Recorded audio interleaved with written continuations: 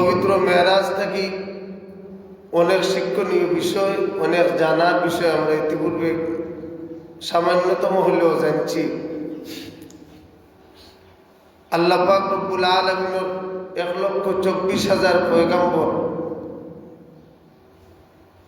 সবাইকে কিন্তু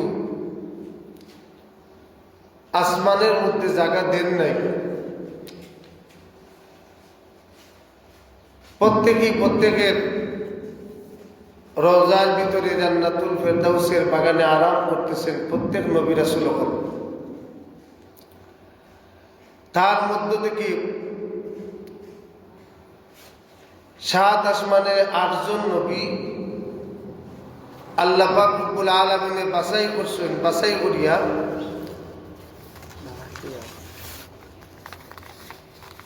করিয়া এক থেকে নিয়ে 7 নম্বর আসমানের মধ্যে তাদেরকে রাখছেন। তাদের কিছু কারণ আছে। হযরতে আদম আলাইহিস সালাম প্রথম আসমানের মধ্যে আদম আলাইহিস সালাম 350 বছর ত্যাগ স্বীকার করছেন। আমার আল্লাহ পাক রব্বুল আলামিন কিন্তু ত্যাগীদেরকে মূল্যায়ন করেন বেশি। এখনো আমরা যদি ত্যাগী হইতাম পারি, বিসর্জন দিতাম পারি, আমাদের নফস, আমাদের আকল, নফসকে বিসর্জন দেওয়া এবং আকলকে খাজো যদি লাগাইতাম পারি, এখন আল্লাহ পাক রব্বুল আলামিন ত্যাগীদেরকে মর্যাদা দেন, যা ইতিহাসের পাতা করলে বুড়ি বুড়ি প্রমাণ। হযরতে আদম আলাইহিস সালাম 350 বছর ত্যাগ করছেন, যার কারণে আল্লাহ পাক রব্বুল আলামিন প্রথম আসমানের মধ্যে আসছেন। হযরতে ঈসা আলাইহিস সালাম এবং হযরতে ইয়াহইয়া আলাইহিস সালাম 2 নম্বর আসমান। ঈসা আলাইহিস সালামের অনেক ত্যাগ, ইয়াহইয়া আলাইহিস সালামের অনেক ত্যাগ। একজন আরেকজনের খালাতো ভাই ঈসা আলাইহিস সালাম এবং ইয়াহইয়া আলাইহিস সালাম। ঈসা আলাইহিস সালামের শেষ পর্যন্ত এমন এক অবস্থা হয়ে দাঁড়াইছিল, সবাই এক বাক্যে ঈসা নবীর আমলের মানুষগুলা বলতে শুরু করলো যে হযরত ঈসা আলাইহিস সালাম নাকি আল্লাহর পুত্র। জুড়ে হোক নাউযুবিল্লাহ। এমন অবস্থায় হযরত ঈসা আলাইহিস সালাম বাড়িঘর সারিয়া মাঠের পর মাঠ দৌড়িয়া দৌড়িয়া মহান রব্বুল আলামিনের নিকট খান্দন আর কইল, আল্লাহ, মানুষে যাই বলুক, কিন্তু আমি তো জানি আমি তোমার বান্দা, আমি তোমার গোলাম। জুড়ে হোক সুবহানাল্লাহ। এই যে ত্যাগটা করছেন ঈসা আলাইহিস সালামে, আল্লাহ পাক রব্বুল আলামিন পুরস্কৃত করিয়া 2 নম্বর আসমানের মধ্যে রাখছেন। সুবহানাল্লাহ। 3 নম্বর আসমানের মধ্যে আছেন হযরত ইউসুফ আলাইহিস সালাম।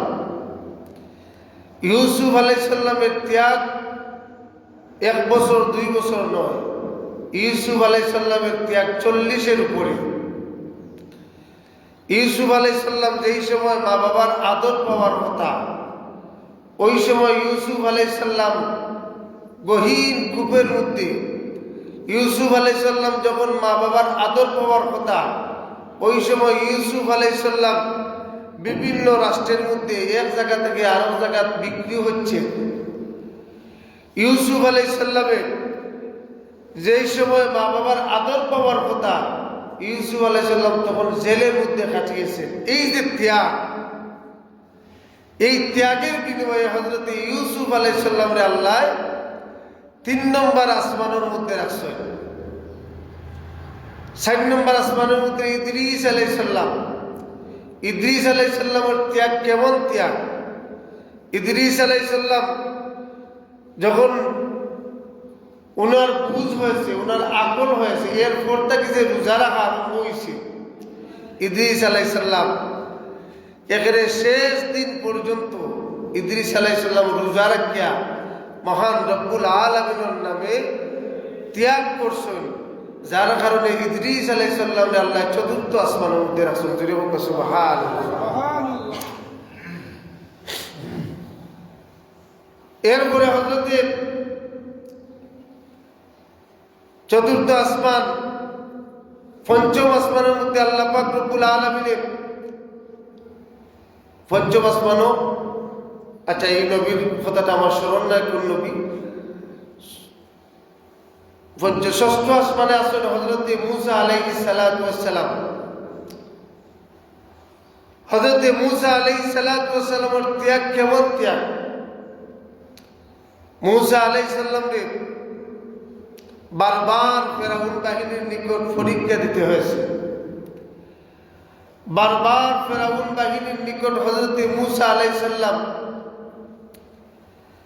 অনেক কষ্ট করছেন, কিন্তু একটা কথা, মূসা আলাইহিস সালামের সামনে যতই ঝড় তুফান, যতই মুসিবত গলাইছে, কিন্তু মূসা আলাইহিস সালাম ফেরাউনকে এক মিনিট কি এক মুহূর্তের জন্য খোদা মানছেন না। যেটা বলছে সুবহানাল্লাহ, বলেন না তুমি খোদা হতে পারো না, তোমার মধ্যে খোদার কোনো বৈশিষ্ট্য নাই।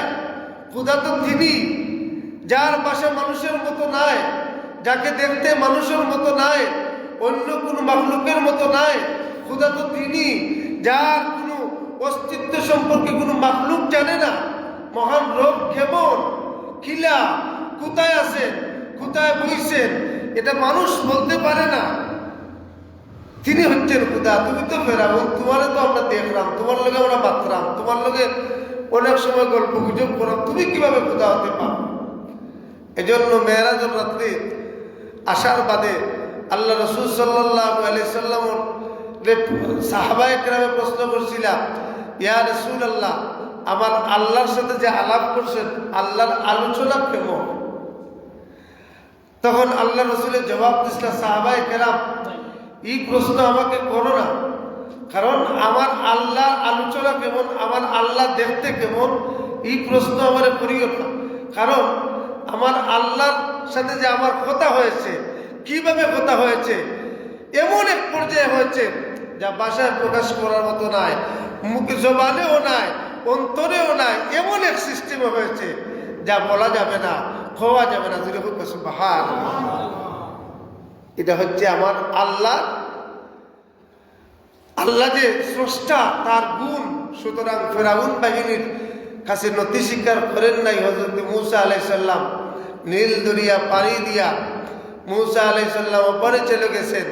আল্লাহ পাক রব্বুল আলামিন নীল দরিয়ার মধ্যে ফালাইয়া ফেরাউন বাহিনী ধ্বংস করছেন। এই যে ত্যাগটা মূসা আলাইহিস সালামে করছেন, যার কারণে হযরত মূসা স্থান 6 নম্বর আসমানে হয়েছে। যেরকম সুবহানাল্লাহ। 7 নম্বর আসমানে হযরত ইব্রাহিম আলাইহিস সালাম। ইব্রাহিম আলাইহিস সালামের পরীক্ষা কেমন!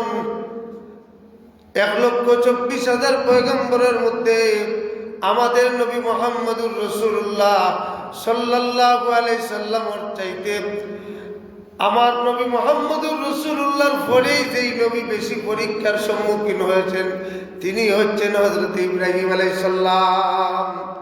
যে যত বড়, তার পরীক্ষা তত বড়। সবচাইতে বেশি কঠিন পরীক্ষা হয়েছে আমার নবীর বেলায়। 2 নম্বর পর্যায়ে যে রাসূল, তিনি হচ্ছেন হযরত ইব্রাহিম আলাইহিস সালাম। এজন্য আমার নবীর পরেই যেই নবীর স্থান, তিনি আর কেউ নেই, মিল্লাতা আবিকুম ইব্রাহিম, তিনি আমাদের জাতির পিতা ইব্রাহিম। সুবহানাল্লাহ, সুবহানাল্লাহ। হযরত ইব্রাহিম আলাইহিস সালাম আছেন 7 নম্বর আসমান। মেরাজের রাত আল্লাহ রাসূল সাল্লাল্লাহু আলাইহি সাল্লাম এই সব নবীদের সাথে সাক্ষাৎ করছেন। হযরত ইব্রাহিম আলাইহিস সালাম বাইতুল মামুরের সাথে হেলান দিয়া বসা 7 নম্বর আসমানও আল্লাহ রাসূল সাল্লাল্লাহু আলাইহি সাল্লাম 7 নম্বর আসমানে গেছেন। হযরত বিবি সারা ইব্রাহিম আলাইহিস সালামের প্রথম স্ত্রী, বাইতুল মামুরের এক সাইড দিয়া হেলান দিয়া বসা। হযরত ইব্রাহিম আলাইহিস সালাম আরেক সাইড দিয়া হেলান দিয়া বসা। বাইতুল মামুর কোথায়? বলে কাবা শরীফের সোজা উপরে বাইতুল মামুর। আল্লাহ পাক রব্বুল আলামিন চাইলেন সরাসরি মক্কা শরীফ থেকে বাইতুল মামুরের মধ্যে আল্লাহর নবীর নিতে পারতা, কিন্তু না নিয়া আল্লাযী বারাকনা হাওলাহু লিনুরিয়াহু মিন আয়াতিনা ইন্নাহু হুয়াস সামিউল বাসীর। এই বরকতপূর্ণ জায়গাগুলা দেখানোর লাগি, বরকতপূর্ণ জায়গাগুলা সফর করার লাগি ইমামুল আম্বিয়া ইমামুল মুরসালিন উপাধি দেওয়ার লাগি আমার নবীরে বাইতুল মুকদ্দাস হইয়া ঘুরাইয়া ঘুরাইয়া 1 2 3 হইয়া 7 নম্বর আসমান হইয়া বাইতুল মামুর যা কাবা শরীফের সুজা আল্লাহ রাসূলের নিস হযরত ইব্রাহিম আলাইহিস সালামের সাথে সাক্ষাৎ হয় আল্লাহ রাসূল সাল্লাল্লাহু আলাইহি সাল্লামের ভাষায় ইব্রাহিম নবীর চেহারা আর আমার নবীর চেহারা প্রায় মিল কারণ ইব্রাহিম নবীর বংশধর হচ্ছেন আমার নবীর চেহারা আর ইব্রাহিম নবীর চেহারার সাথে মিলামিল আছে ইব্রাহিম নবীর চুল কুকরানো আছে আমার নবীর চুল সারা কুকরানো নাই আবার সোজা করাও নাই মিডিয়াম পন্থায় হযরত ইব্রাহিম আলাইহিস সালামের গায়ের রং হলদে বর্ণে আছে আমার নবী মুহাম্মদুর রাসূলুল্লাহ সাল্লাল্লাহু আলাইহি সাল্লাম জগতের মধ্যে শ্রেষ্ঠ সুন্দর ওয়াজমালু মিনকা লাম তারা কাতুই ওয়াজমালু মিনকা লাম তালিদিন নিসা ইয়া রাসূলুল্লাহ আপনার মতো সুন্দর সন্তান পৃথিবীর আর কোনো মায় জন্ম দেয় নাই আমার নবী এত সুন্দর আসলাম হাসান বিন সাবিত বলেন ওয়াজমালু মিনকা লাম তালিদিন নিসা ইয়া রাসূলুল্লাহ আপনার মতো সুন্দর সন্তান আর এই পৃথিবীর মধ্যে কোনো মায় জন্ম দিছেও না দিবেও না আপনি এত সুন্দর সুবহানাল্লাহ আল্লাহ রাসূল সাল্লাল্লাহু আলাইহি সাল্লামের রং আছে শরীরের রংটা আছে দলা মানে দবদবে সাদা নয় আবার আমার নবী রংটা ছিল হলুদ বর্ণের হলুদ রঙের হলুদ কালারের মতো লাগতো দেখলে দূরটাই লাগতো হলুদ কালারের আলাদা একটা ঝিলিক মারতো হযরত ইব্রাহিম আলাইহিস সালামের রং প্রায় আমার নবীর রঙের কাছাকাছি আছে আমার নবীর চক্ষু মুবারক আল্লাহ পাক রব্বুল আলামিন এত সুন্দর করে ফিটিং করে দিয়েছেন দুনিয়ার আর কোনো মানুষের চক্ষু লাগান আমার নবীর চক্ষু নাই আমার নবীর চক্ষু মুবারক এত বড় নাই আবার এত ছোট নাই আমার নবীর চক্ষুর ভিতরের অংশ নিকুত খালা এত সুন্দর দূর থেকে দেখতেই পূর্ণিমার ছাদের মতো আমার নবীকে লাগতো সুবহানাল্লাহ যাই হোক হযরত ইব্রাহিম আলাইহিস সালামের সাথে সাক্ষাৎ হইল 7 নম্বর আসমানও আল্লাহ রাসূল সাল্লাল্লাহু আলাইহি ওয়াসাল্লাম দেখলা জিবরাইলে পরিচয় করে দিলা ইয়া রাসূলুল্লাহ আপনার আদি জাতির পিতা ইব্রাহিম আলাইহিস সালাম আপনি ওনার সাথে ভালো মন্দ আলোচনা করুন হযরত ইব্রাহিম আলাইহিস সালামের সাথে সালাম আদান প্রদান হইল আলোচনা হইল ইব্রাহিম আলাইহিস সালামের দোয়া দিলা আমার সন্তান তোমাকে আমি দোয়া দিলাম ইব্রাহিম আলাইহিস সালাম আমার নবীরে দোয়া দিছে দেওয়ার পরে আল্লাহ রাসূল সাল্লাল্লাহু আলাইহি সাল্লামে দেখুন হযরত ইব্রাহিম নবী খানদান এবং হযরত বিবি সারার খানদান অনেকগুলা বাচ্চা দৌড়াদৌড়ি করুন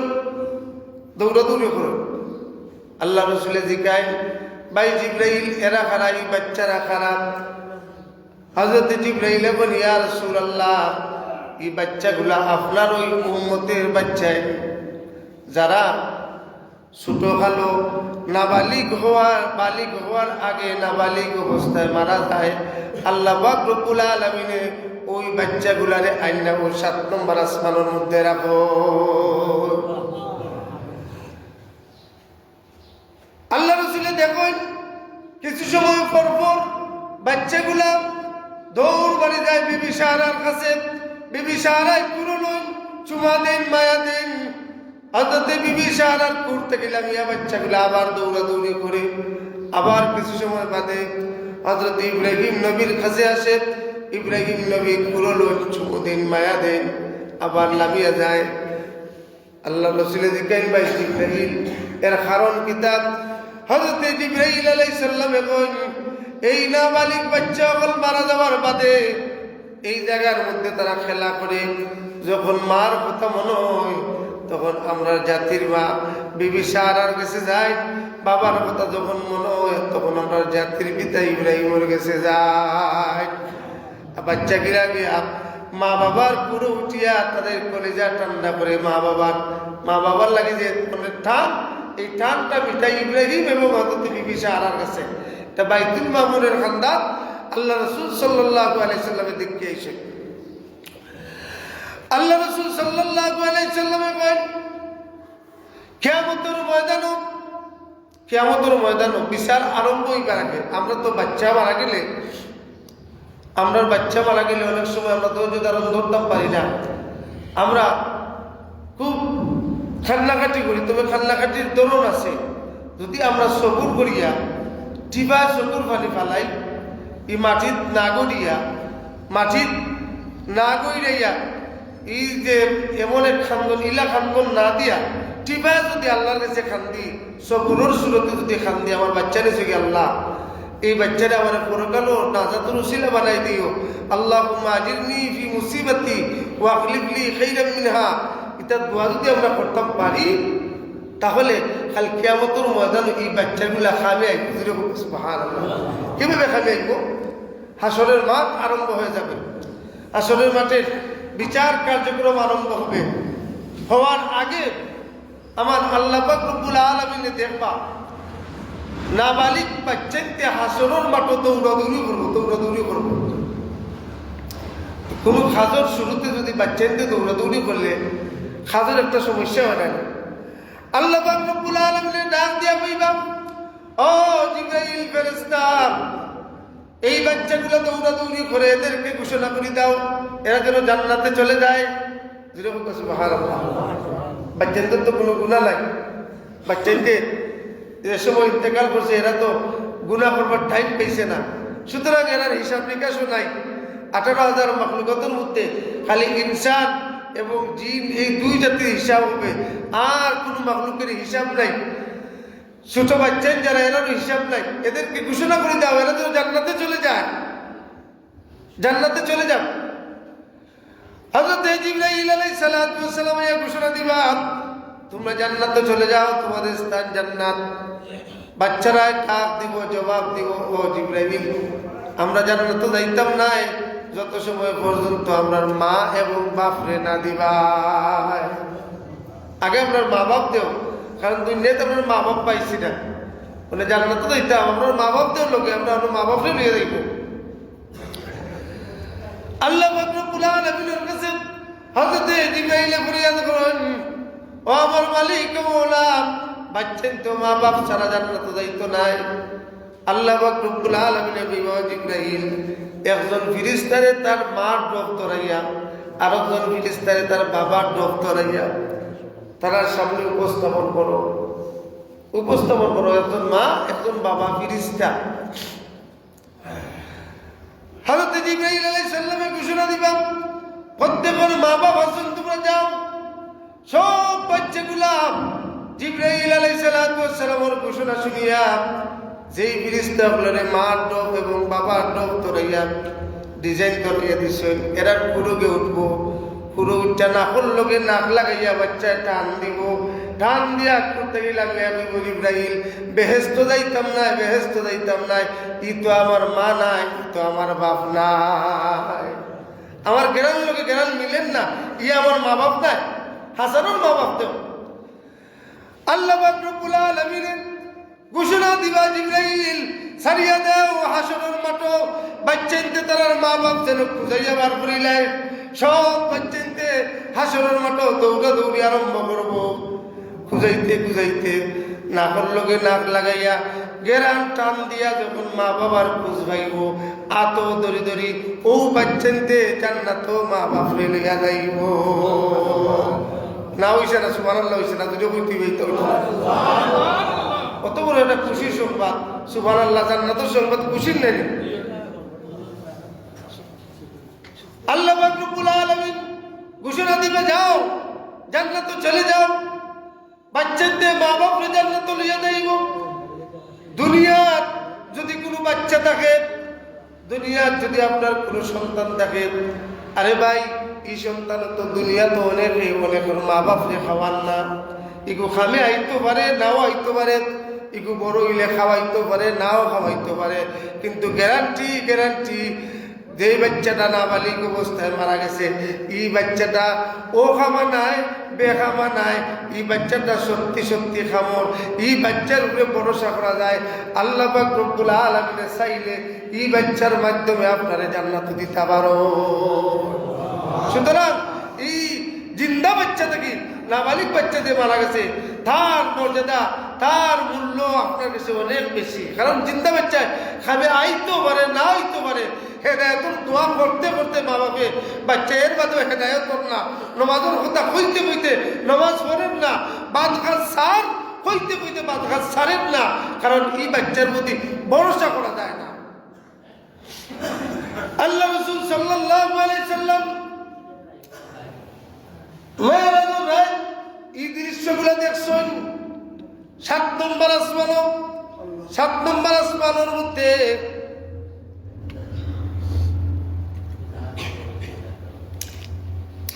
আল্লাহ পাক রব্বুল আলামিন সিদরাতুল মুনতাহা রাখছেন। 7 নম্বর আসমানের মধ্যে বেহেশত দুজক রাখছেন।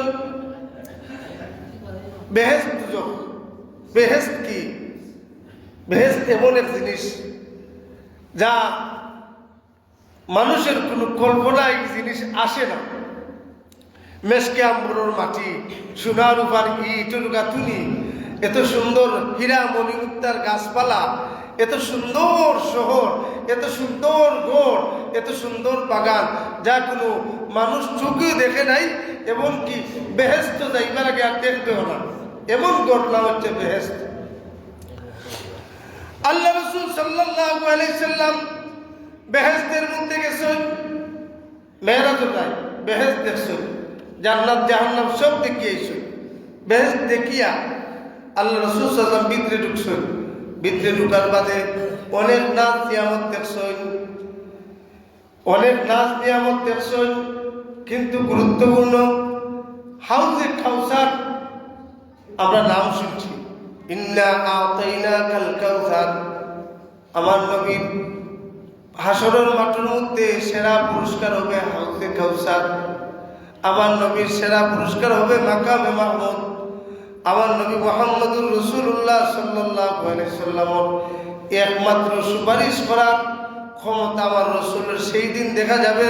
শাফাআতে লিআহলিল কাবাইর উম্মতি, সেদিন আর কোন নবী হন শাফায়াতে কুবরা শাফায়াতে উজমা করতে পারতা নাই, একমাত্র আমার নবী মুহাম্মদুর রাসূলুল্লাহ একমাত্র মানে দায়িত্ব থাকবো, একমাত্র নবী থাকবা যে শাফায়াতে কুবরার মালিক আর কোন নবী থাকতা নাই। সেই দিন হাউজে কাউসার, হাউজে কাউসারের মধ্যে 60টা পানি মিশ্রিত। কি পানি? সাদা পানি, দুধ, মধু এবং শরবত, 60টা মিলিয়ে হাউজে কাউসার। এই হাউজে কাউসারের পানি কেউ যদি সামান্যতম পরিমাণ তার গলার মধ্যে দেলায় কোনো সময় যাইতে কি পারে। আর যত দিন যাক, বছর যাক, কোটি লক্ষ বছর যাক, আর কোনোদিন বান্দার পানি পিপাসা লাগতো না। আল্লাহ রাসূল সাল্লাল্লাহু আলাইহি সাল্লাম মেরাজের রাত বেহেশতের ভিতরে 60টা নদী দেখলাম, 60টা নহর দেখলাম। 60টা নহর আল্লাহ পাক রব্বুল আলামিন কইছেন, জান্নাতুন তাজরি মিন তাহতিহাল আনহার খালিদিনা ফিহা আবাদা। চিরস্থায়ী নহর বিশিষ্ট জান্নাত, এই জান্নাত সব সময় থাকবে। এই বেহেশতের ভিতরে 60টা নদী দেখছেন। নুজাহাতুল মাজালিসের মধ্যে আল্লাহ রাসূলের 60টা নদী দেখিয়া, পানির নদী, মধুর নদী, শরবতর নদী এবং দুধের নদী, 60টা নদী দেখিয়া জিবরাইলের প্রশ্ন হল, জিবরাইল এই 60টা নদীর উৎপত্তি স্থল কোথায়? হযরত জিবরাইল বলেন, লা আদরি ইয়া রাসূলুল্লাহ, আমি জানি না 60টার উৎপত্তি স্থল কোথায়, আমি জানি না। আল্লাহ রাসূল বেহেশতের ভিতরে গুড়ি গুড়ি দেখলাম, মানুষ কোন নেকি করলে কোন বেহেশত পাওয়া যায়, কোন কাজ করলে কোন জান্নাতে যাওয়া যায়, সব লোককে দেখছেন। সময় কম হওয়া যাইত না, আমি এই ঘটনাটা হইলাই। আল্লাহ রাসূল সাল্লাল্লাহু আলাইহি সাল্লামে দেখুন এই 60টা নদী অনেক দূর যাইতে যাইতে হঠাৎ করে এখন ফিরিস্তার আগমন করছে রাসূলের সামনে। আল্লাহ রাসূল সাল্লাল্লাহু আলাইহি সাল্লাম এখন